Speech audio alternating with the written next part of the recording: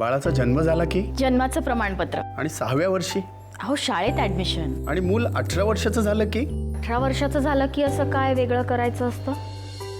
हे पहा, आधी त्याला हेपॅटायटिस बीचं इंजेक्शन द्यायचं. बाळ 2 महिन्याचं होईल तेव्हा त्याला पोलिओचा डोस द्यायचा. 1 वर्षाचं झालं की हेपॅटायटिस एचं इंजेक्शन द्यायचं. 1.5 वर्षाचं झालं की MMRचं.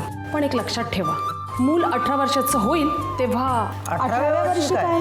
तुमचं मूल 18 वर्षाचं झालं की त्याचं निवडणूक ओळखपत्र काढायला विसरू नका. मी आहे कारण मी मतदार आहे. आता घर बसल्या देखील NVSP.in या वेबसाईटवर नाव तपासणं, नवीन नाव नोंदवणं किंवा असलेल्या नोंदींमध्ये दुरुस्ती करणं सहज शक्य आहे. याशिवाय आपली हीच सगळी कामं संबंधित मतदार नोंदणी अधिकारी कार्यालयामध्ये जाऊन देखील आपण करू शकता.